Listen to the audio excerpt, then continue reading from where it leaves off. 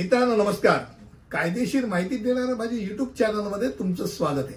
आजचा विषय amnesty scheme म्हणजे अभय योजनाबद्दल.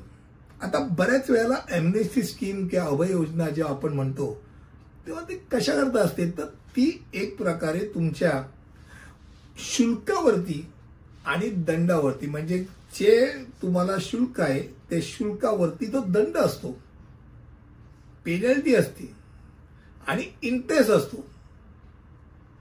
ते माफ करण्याकरताच असतं.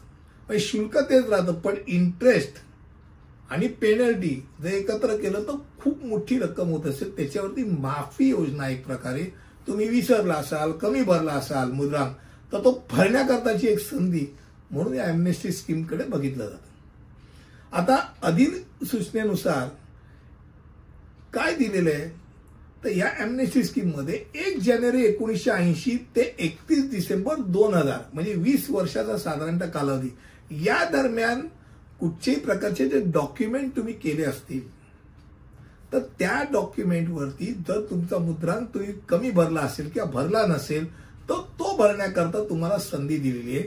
आणि हे डॉक्युमेंट मुद्रांक भरण्याकरता 1 डिसेंबर 2023 ते 31 जानेवारी 2024 पर्यंत जी योजना चालली आहे त्या योजनेच्या अंतर्गत ते पहिल्या टप्प्यात येतात. आता या कालावधीत जर डॉक्युमेंट केलं असेल आणि 5 रुपये का होईना, 1 रुपया का होईना, 5 रुपये का होईना, तुम्ही मुद्रांक भरला पाहिजे.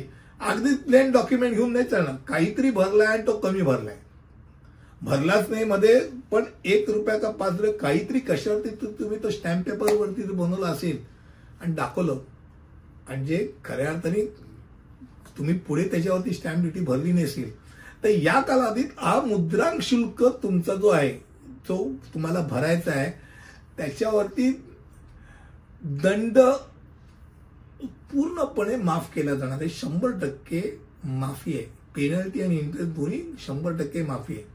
आणि 1 रुपया ते 1 लाखापर्यंतच्या रकमेसाठी हे डॉक्युमेंट जो असेल 1 ते 1 लाख रुपयापर्यंत, तर त्यासाठी हे दोन्ही गोष्टी माफ आहेत आणि ते मंजूर केल्या जातील आणि तुम्हाला जी काय स्टॅम्प ड्युटी भरायची ती स्टॅम्प ड्युटी भरायला मिळेल.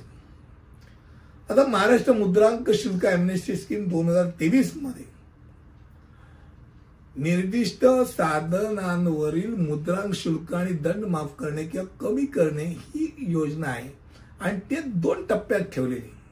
पहिला टप्पा जो आहे मी मगाशी म्हटल्याप्रमाणे 1 डिसेंबर 23 ते 31 जानेवारी 24 या दरम्यान पहिला टप्पा आहे, आणि दुसरा टप्पा 1 फेब्रुवारी 2024 ते 31 मार्च 2024 या दरम्यान आहे. अभय योजनेअंतर्गत 2 अगदी विचार करायचा झाला तर 2 स्टेप्स ठेवलेले आहेत.